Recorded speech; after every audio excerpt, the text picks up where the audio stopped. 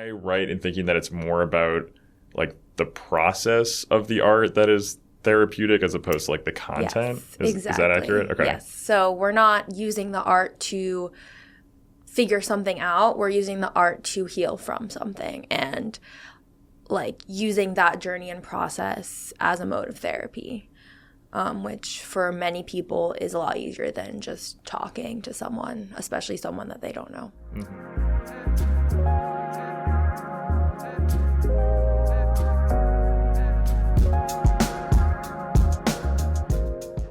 Really excited to dive into the topic. I have a lot to learn too. I've never tried art therapy, so very curious to see and hear like what you guys think about it. So maybe let's start with Ella. Like, what got you into art therapy? Why do you think it's important? And what about it drew you to the field? So I was always super passionate about art making. In my own life, like ever since I was a small child, I was always the kid that had like crayons and paper with them wherever they went. And as I got older, I realized that it was becoming this outlet for me mentally. And then I started getting more into mental health awareness and psychology. And when I was in high school, my mom actually found an article about art therapy. And she said, this is a really cool thing for you to look more into. And it ended up being the perfect combination of both of my passions, essentially. And from there on, I started interning for art therapists, learning more about it, and actually pursuing it as a career. Cool. Do you think that it's like a prerequisite to really love art or like be good at art? How does that play into it? Well, being good at art is subjective. True. Especially when you're an art therapist. There's no such thing as quote unquote good art. Mm-hmm. But definitely a prerequisite to be familiar with art making, having studied art making, because to prescribe something, you have to know how to do it yourself. There's something we call the third hand in art therapy, which means aiding in the art process with your client. So in order to do that, you have to know how, right? So definitely. And for total newbies who just ask you what your job is, like what is art therapy? That doesn't. I didn't know art could be therapy. Yeah. Like, how do you explain it to them? A lot of people ask me this. I have this whole thing memorized. So art therapy is a mental health profession that uses the creative dimension of healing. So we use art making as a prescriptive medium for clients and as a tool in therapy work. So just as a doctor prescribes medication to their clients, we use art materials as medicine for our clients, and we use it as a tool to kind of aid clients in reaching their goals and what they're working on in therapy.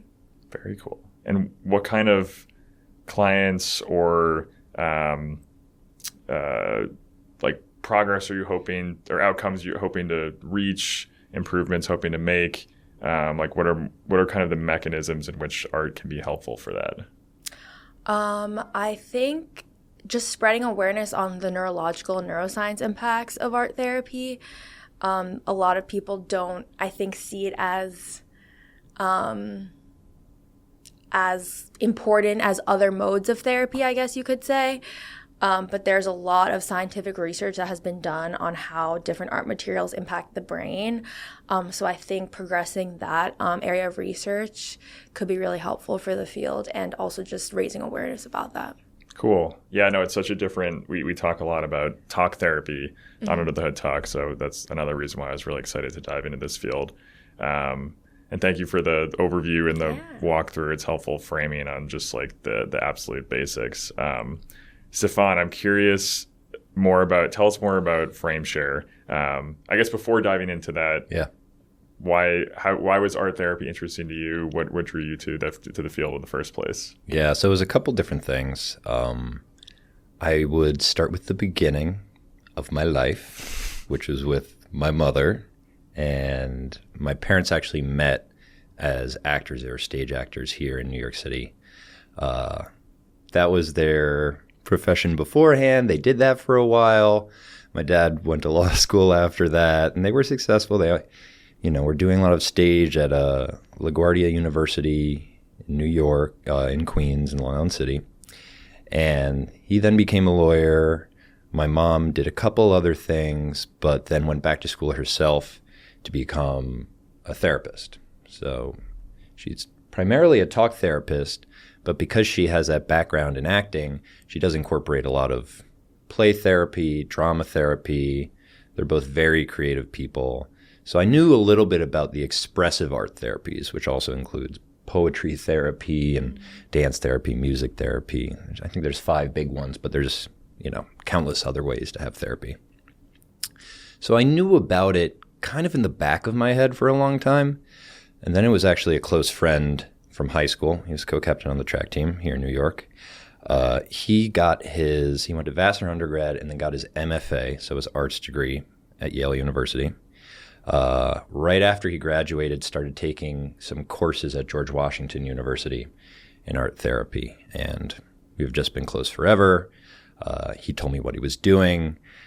I thought it was fascinating. And it was really that point, so now a few years ago, that I just thought it was this incredible idea, really became very interested in it. So when I went back to school, as you know, Yale School of Management has this history of being a nonprofit management school.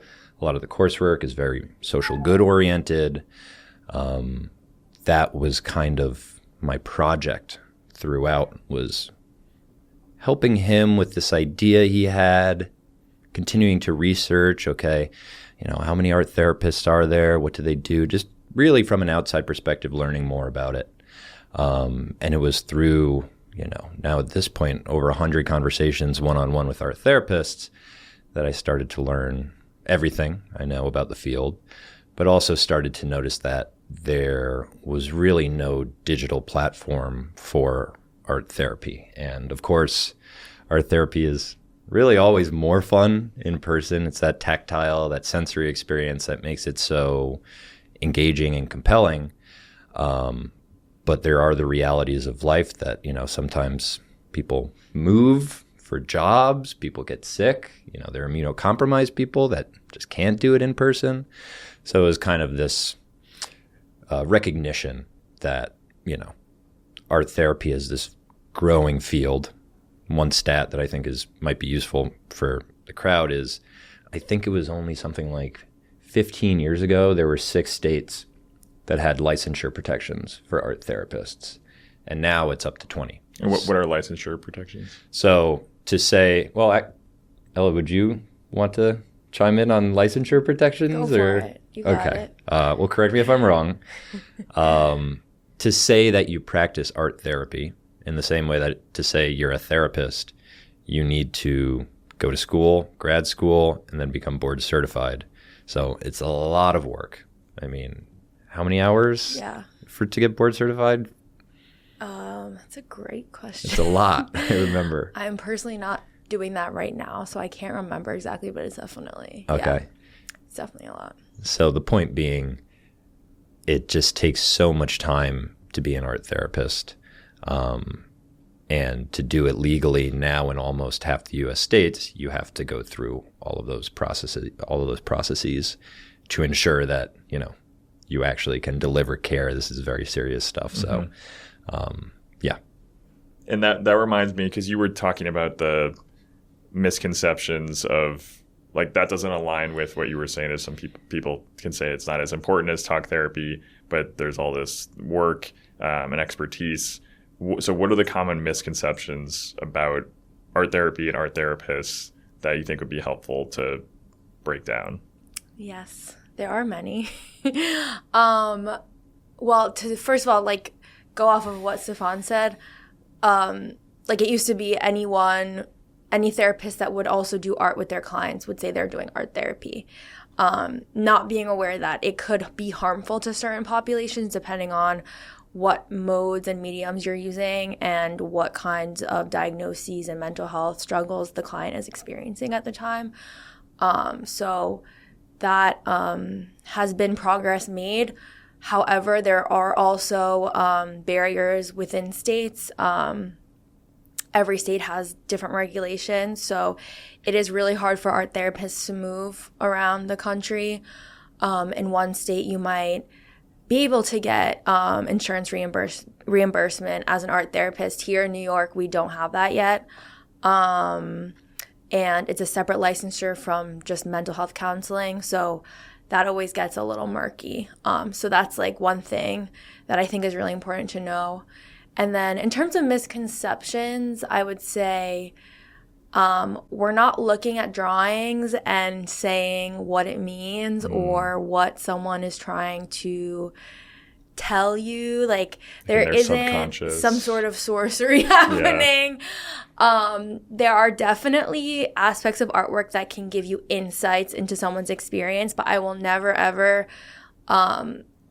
label what someone is going through based off of just looking at their artwork. It is a very like exhaustive process of, you know, the client's history, what the client is saying, how they're presenting in session, just how you would diagnose as any therapist. So yeah, I would say number one thing is we're not doing like those ink blot tests and saying, oh, what do you see in this? That means that you have bipolar 2. Like we're not doing that. The tea leaves. Yeah, exactly. Yeah, so I think that's really helpful to emphasize that it's like this holistic 360 depiction of how the client is in the sessions, and that it's am I right in thinking that it's more about like the process of the art that is therapeutic as opposed to like the content? Yes, exactly. Is that accurate? Okay. Yes. So we're not using the art to figure something out. We're using the art to heal from something, and like using that journey and process as a mode of therapy, which for many people is a lot easier than just talking to someone, especially someone that they don't know. A somewhat funny anecdote about that was at last month's American Art Therapy Association National Conference in Portland, Oregon. Both Ella and I were there. Ella actually spoke there, gave a presentation, which I don't know if it's online or anything, but I don't think it is. Reach out if you know. Yeah. But we were hanging out afterwards with a few of your former classmates, and I thought art therapy it's actually pretty embarrassing to admit it was that late that you and your friends, I thought you were joking at first. Not that I didn't think you were artists, but I didn't realize that you did need to be trained as an artist to be an art therapist, because I thought it was so process oriented that, you know, how much the actual tactile experience or the skills, I really didn't know that would have been necessary, but I've learned. Yes. So it's both pieces kind of melded together. And in the difference between like just someone doing their art, which like on their own, which can be therapeutic and feel good, what is the difference? Is it like the structured like guidance or monitoring or tracking that kind of goes from I'm just going to do art make art because it feels good and like that's great and can be therapeutic, versus like I'm going to do art therapy sessions? Like what's the main difference? Yeah, I mean, I think it's like, what's the difference between talking to a friend and talking to a therapist?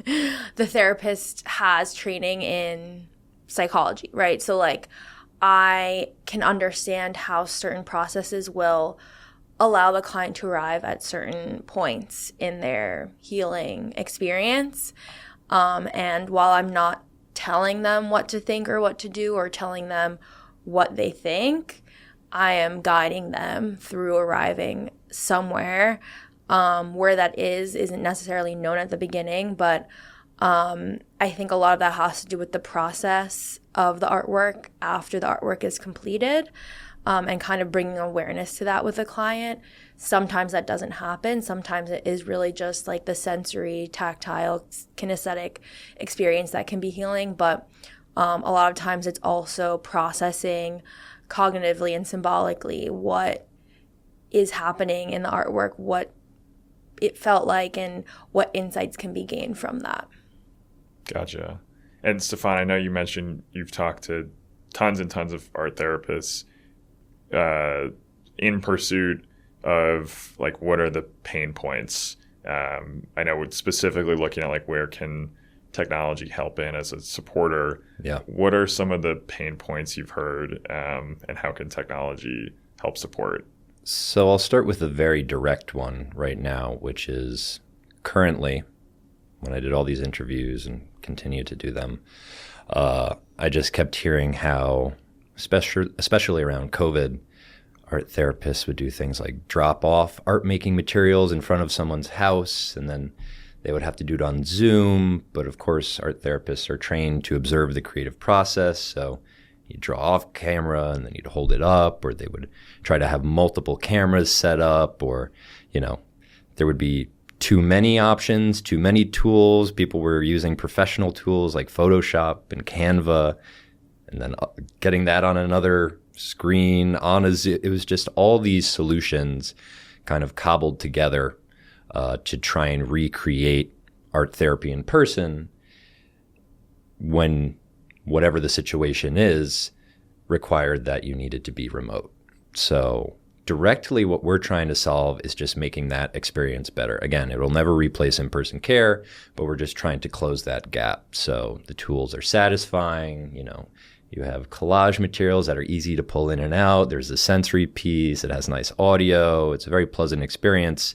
You can see the person on the canvas, watch them draw, run it with an individual, with a group, across computer, tablet, mobile, especially for group settings. If people don't have access, I don't even own a tablet. If people don't have access to certain types of hardware, just trying to make it more accessible, trying to broaden the reach of art therapy by directly solving that pain point of making remote and digital art therapy better.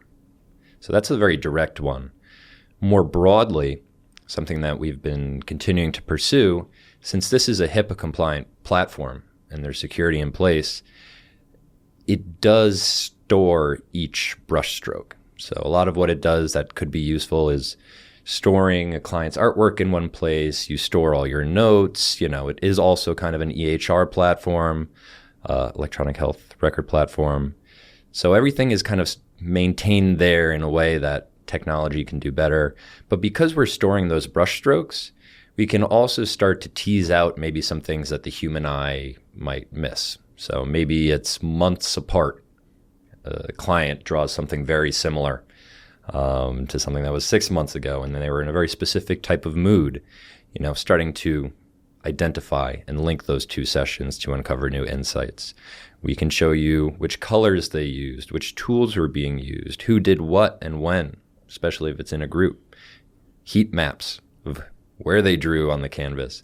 All these types of things we do now. It's also possible to bring in new types of features like eye tracking for potentially clients that might not have, good motor skills. Maybe they can't draw. So there's a lot of things that technology ideally can even help with. And in having all that data, we're working closely with a lot of researchers and academic institutions that are hoping to use the platform to be able to uncover new insights and push forward the clinical value of art therapy. Because as we talked about a little bit before, art therapy is still growing quickly, and it can be an uphill battle that art therapists face in getting validation from others, even in a health system, because maybe they haven't heard of it, maybe they wrongly associate it with recreational therapists, which is a very different thing. So if there is that clinical value, if that's kind of getting proven out in an academic and in a scientific sense, it should be easier to, get insurance, billing, and accept it into larger health systems and just grow the entire field of art therapy in the process. So there's that kind of specific one that we're trying to help with just on a day-to-day, but also longer term, it's just trying to expand the access and show people how valuable art therapy is. Cool. Yeah, no, it's really helpful. It's super clear applications and exciting to see how the tech can support art therapists and grow it at a broader level. Diving into like a specific application, is it right to say that the treatment center facility you work at is focused on addiction? Yes, substances specifically. Okay. How is it useful in that specific application? Maybe comparing, contrasting with like talk therapy.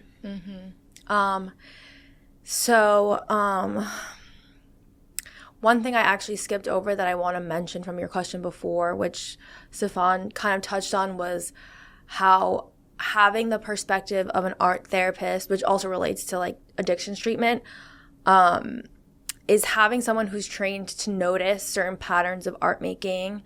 Like he said, the cadence, the pressure of the lines, all these formal elements, we call them formal elements of the artwork, kind of give insight into the client's experience. And those are things that as professional therapists we're trained to understand, whereas an individual person might not necessarily notice or understand.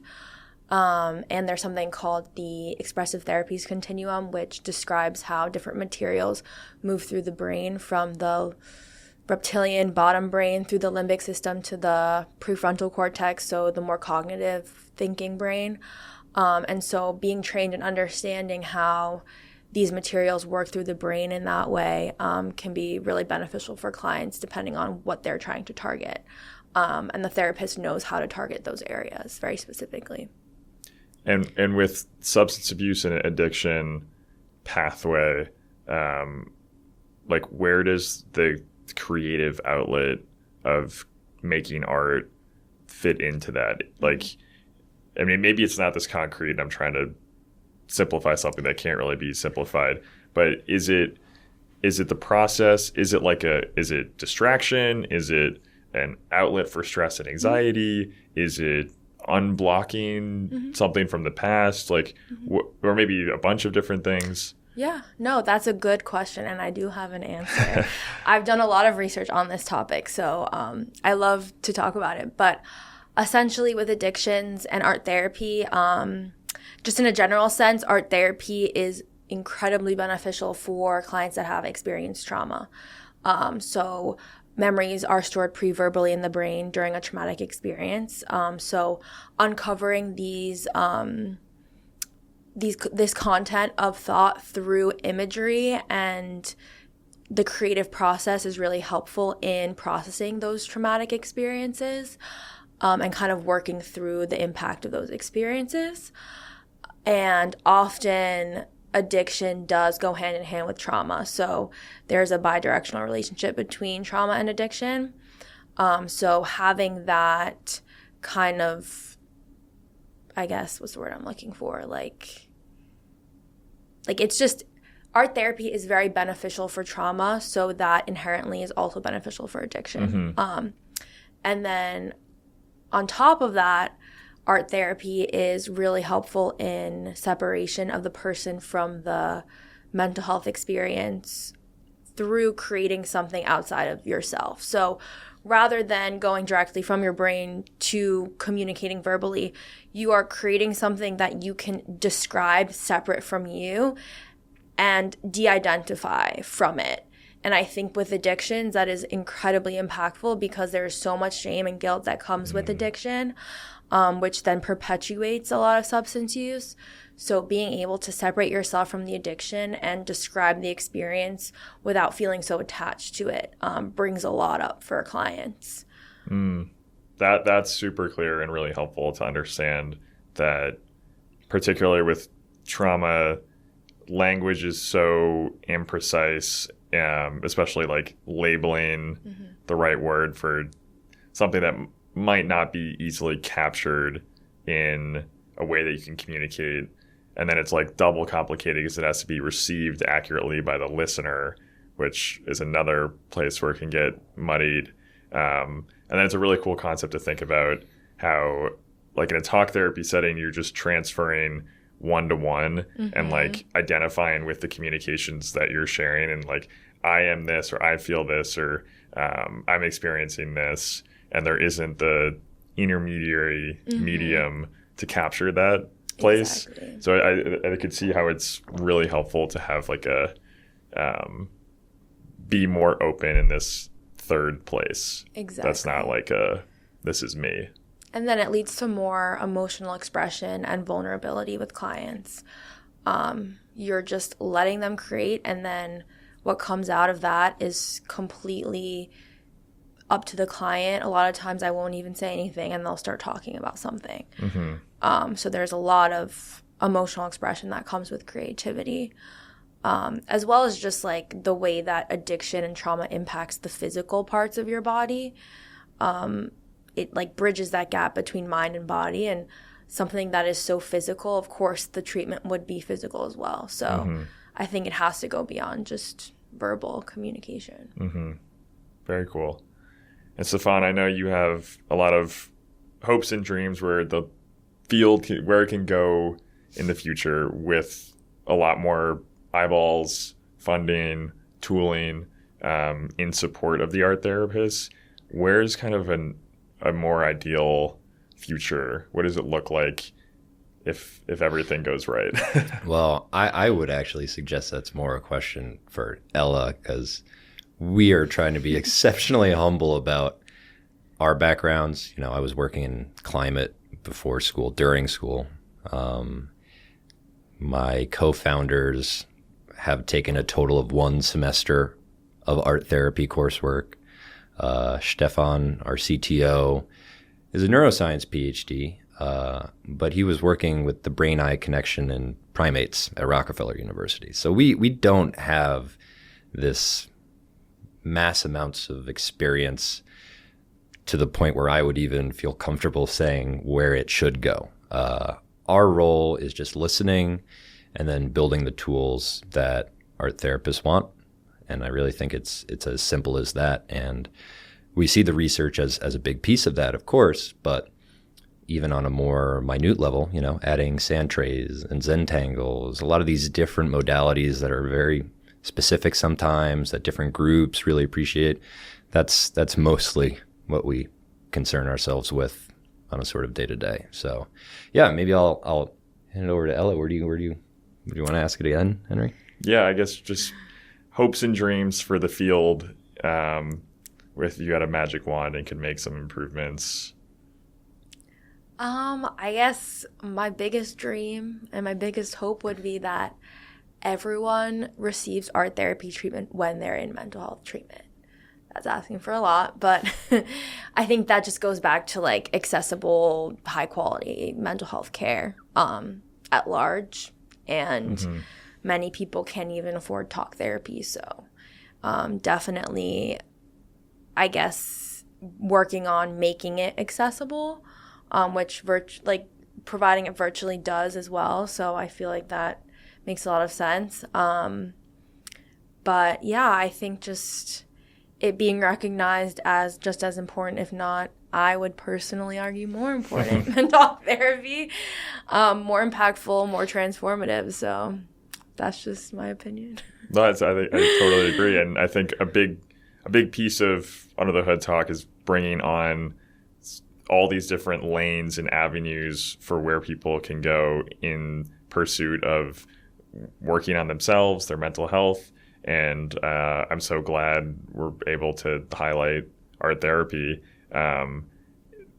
There's such a diverse set of brains out there that it's just so clear that there's just not one medium in which to make progress on your mental health. Yeah. And so I'm just very excited to share art therapy with the listeners, and curious myself. Like I've never tried it. I've had the same therapist for 15 years, and it's just been this one big long conversation. But it's the only lane I've tried, and so I'm very curious to see, because the times that I've made art, not that much, but always feels special. Like the act of creation has always felt more meaningful, and so I don't know. I felt something there without really knowing what it is. It is quite amazing to get a client who is so adverse to art making to make art and just watch their eyes light up and like, whoa, like this is so cool. Like the last person on earth you'd expect to be playing around with watercolor, all of a sudden it's just like realizing how amazing it is. And like that in of itself, like no therapeutic breakthrough, just that is like enough to, I think, promote growth in someone. So What are some common, like maybe knee-jerk reactions to this isn't for me, or maybe there's some fear around it, or I'm terrible at art, like I could never do that. Like, how do you work through those? Yeah. I'm not good at art. And then I say, okay, perfect. You don't have to be good at art.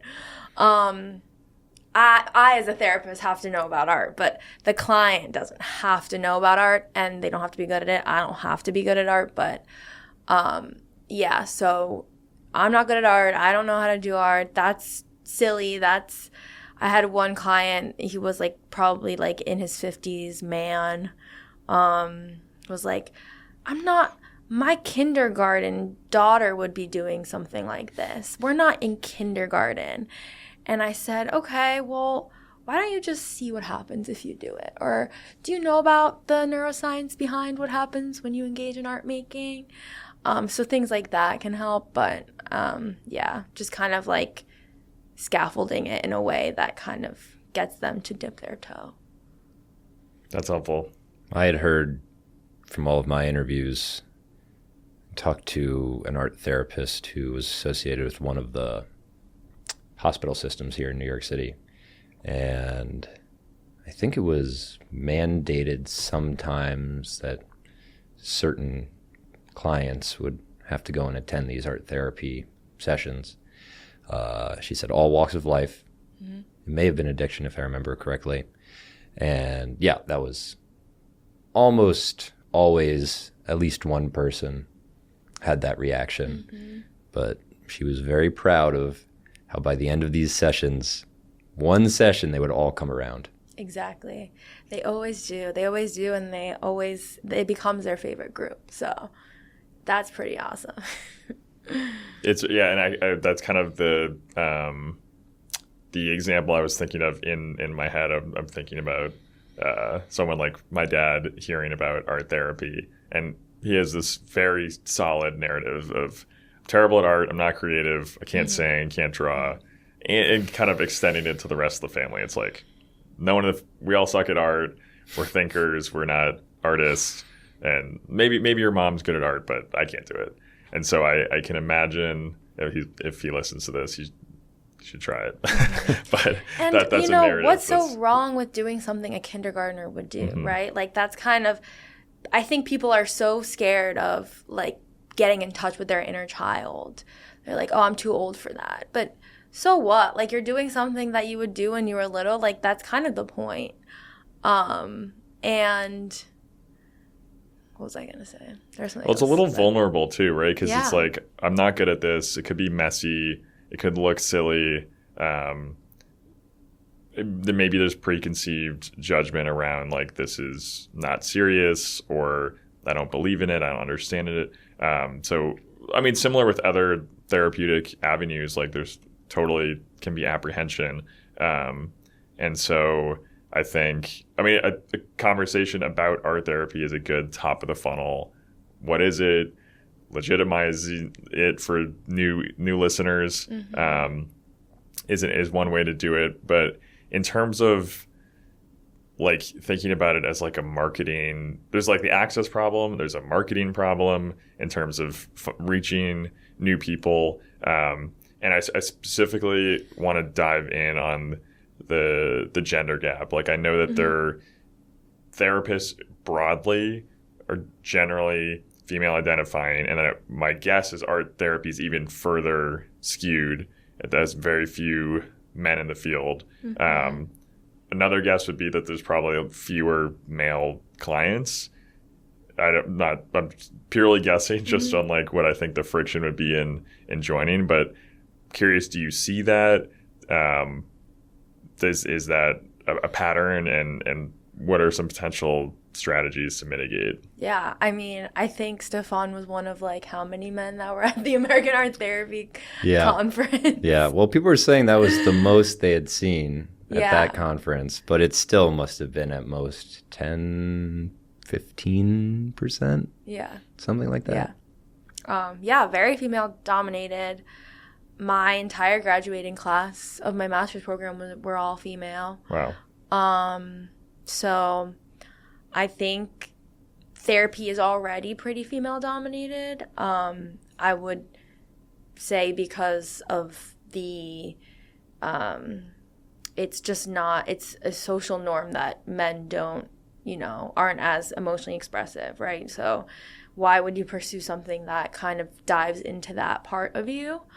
So I think it's just more socially acceptable for women to go into a mental health profession and then slap on art on top of that. I mean, I think as art in general, like the arts and entertainment and creatives are becoming more prominent in our culture, art therapy is becoming a little more prominent. And I don't think that's a coincidence, but I would say there's still a lot of work to be done for it becoming more socially acceptable for men to also be creatives, and then being encouraged to be more emotionally expressive, and then kind of like combining those two things, I think, is where the biggest gap would be. Mm-hmm. Have you ever talked about the stigma behind men going to therapy on Under the Hood? Never. Okay. It's never come out. Yes, all the time. Yeah. Exactly. Well, Stefan, as a guy who's one of the 10% at the conference. Yeah. Don't quote me on that figure, but it was something in that ballpark. Yeah. Right? Yeah. What is it like? Did you feel any of these apprehensions? Or maybe not the path as parents and... Honestly, our therapists, and this is why you should just go and have a conversation with an art therapist, they kind of are definitionally the nicest people in the world. So, I would love to say, oh, poor me, it was so scary. No, it was just so much fun. It was the most fun I've had at a professional event at any type of conference. And because I had been doing all this research and interviews, I knew maybe a few dozen people and got to meet them for the first time there. So, I mean, I knew Ella from a New York Art Therapy Association meeting downtown Manhattan. So that's one example. And I was surprised to see a male at that meeting, personally. I just wasn't expecting it. Because you go in with this, preconceived, you just expect it to be all women, mm-hmm. right? So I was like, wait, are you an art therapist? Yeah. I was confused. Sometimes I feel bad saying, no, I could tell you were hoping that I was, but no, I'm trying to help in my own way, but yeah. No, not. Well, I think it's a good counter to humanize it and be like, art therapists are the nice people around, because then it lends some comfort that you're not talking to someone who's going to judge you on your bad art. And it's a person who's kind and is doing it for the right reasons. Mm-hmm. Definitely easier professions to pursue. And so there's a lot of intentionality behind pursuing that path. And I think that can be helpful in lowering the activation energy and the fear of I want to try this. Absolutely. Yeah. Art therapists are not going into art therapy to just judge other people's art. I could do that at a museum easily. Yeah. So a lot easier ways to yeah, you don't need all the training for that one. Is there anyone it's not for? Is anyone not ready or maybe not at the right stage for engaging with art therapy as a practice, or is there always a way? Is it just a willingness to try, or is anyone maybe not ready for that kind of open up the expression to whatever they feel? What about that? I see that as any form of treatment. You can never force anyone to do anything, especially when it comes to therapy. So mm-hmm. It really just takes willingness, and that's really it. You could do it with any population. I'm not going to use any medium with any population. I'm going to be very intentional about that. But just willingness. I think also when I think about kind of FrameShare longer term, I just have this deep sense that we have this generation now that grew up speaking a primarily visual language, for better or for worse, through screens and the constant bombardment of images in one's psyche, which I think has gone up over time. Having a form of therapy that uses that to help maybe go through and understand what's going on in a person's life. And also having something that at the end of the day, oftentimes you do have a physical product. Mm-hmm. So a lot of what I think about is, I looked this up recently, something like 50% of clients of talk therapists talk to 2 or more therapists before they settle on, the one that is kind of the long-term right fit. I think part of it is because you go to Psychology Today and a lot of these different websites, and it's kind of difficult to really explain what you do, how you do it. There's so much that is really intangible about how someone connects with the therapist that I think lends itself to being kind of difficult. And I, of course, worry about the people who go to a therapist once, don't have the connection, never go back. Mm-hmm. I have a strong sense that art therapy, very cliche, but a picture being worth 1,000 words. I think as art therapy becomes more popular, especially for a generation that really speaks this sort of visual language, it will also be adopted more quickly because you find the therapist who you connect with, especially if you can see their art and it really speaks to you. I just get the feeling that that might shorten that gap on the time it takes to really find someone who there's that emotional resonance with. Mm. But I don't know if, Ella, you had any feelings on that. It's something I've been kind of ruminating on. Yeah, that's super interesting. I never thought about it that way.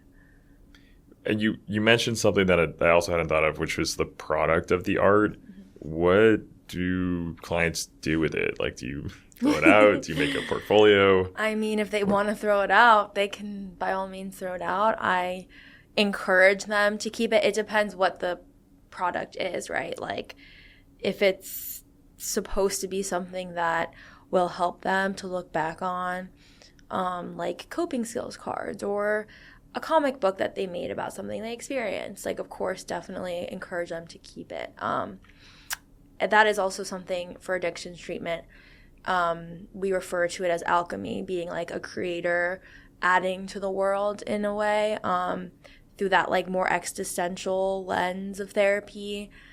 A lot of times in addiction, you lose your purpose in the world and you kind of lose a lot of value and meaning that you had prior to becoming dependent on substances. So being able to re-engage and like giving back to the world in a way and being a creator of sorts is incredibly healing for a lot of people in recovery. Mm-hmm.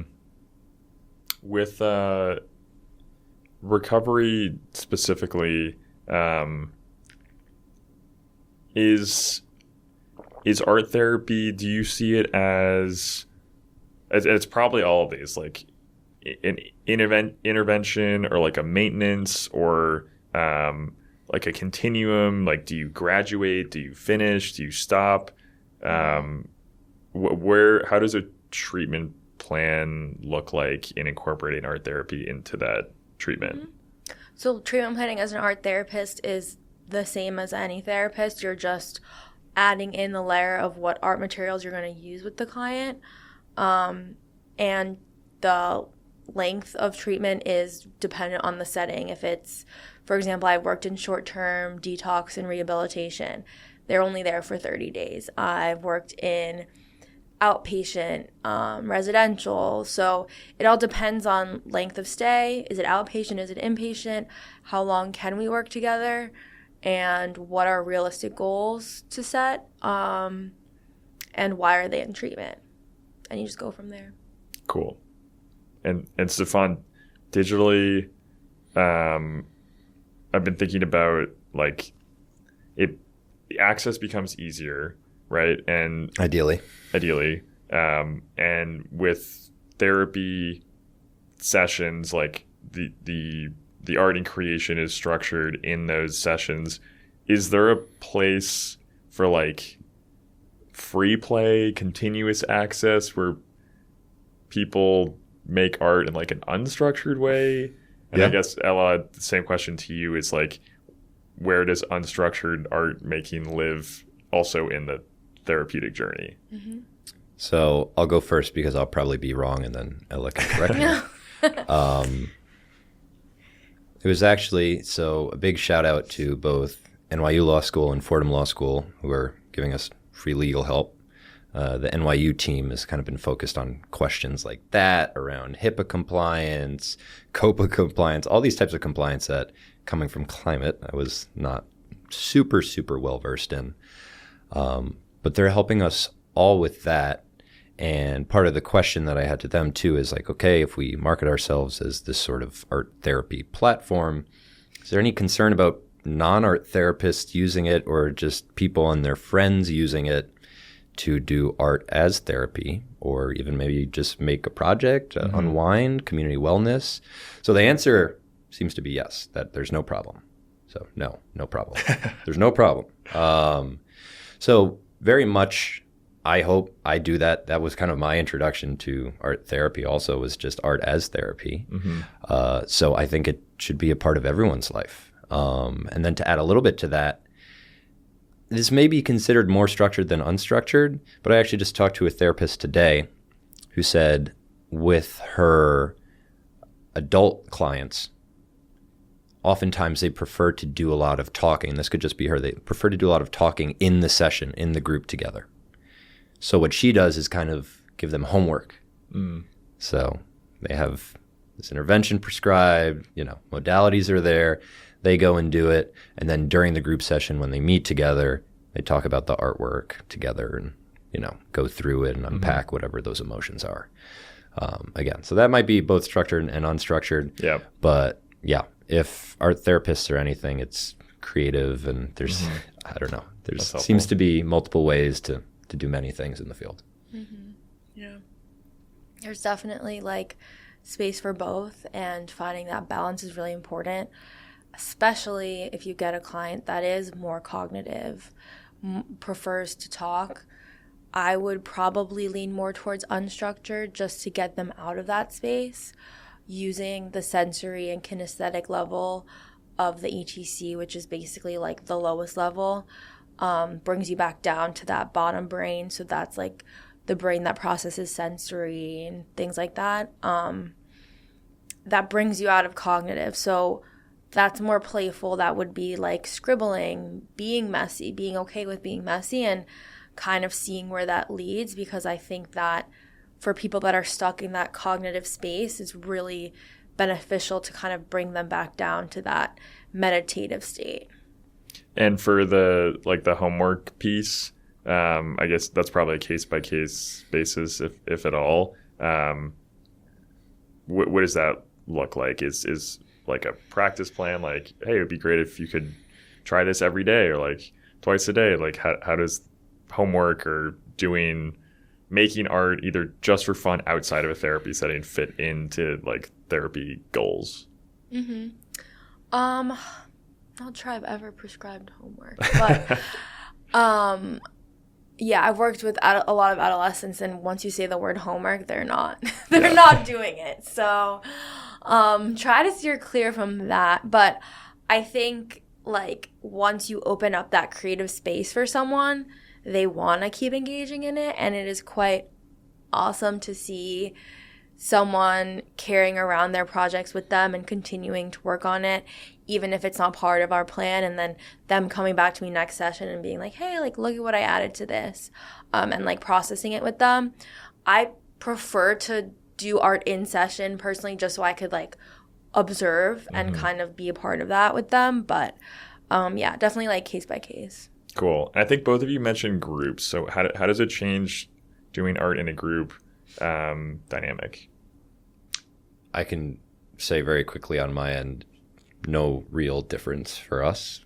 The tools and the capabilities that the therapists have stay roughly the same. There's some security aspects of making sure, the right people join, and we're looking into, if people do want to share it, making sure everyone in the group gets consent on sharing it, things like that. But those are very small kind of functional things, again, because our philosophy is just giving the tools to the art therapist to do it online a little bit better. So the actual, I think, more abstract emotional level, I'll defer to Ella. Yeah, groups are so fun. It is a lot easier to get people to engage in a group than individual because someone will just be sitting there kind of like not touching the materials, and then they'll be like looking around, seeing what other people are doing, and then they'll start like taking some materials. They'll be like, oh, that's cool. And then slowly but surely they'll start engaging too. And then you have like the relational aspect of groups. So not only like creating a community, but sharing materials. It's like a very personal, kind of intimate experience of like, oh, can you pass me that? Can we share this glue stick or whatever it is? And kind of feeding off of each other's creative energy is really cool to watch and see how much more willing people are to engage than if it's just a therapist staring at you the whole time.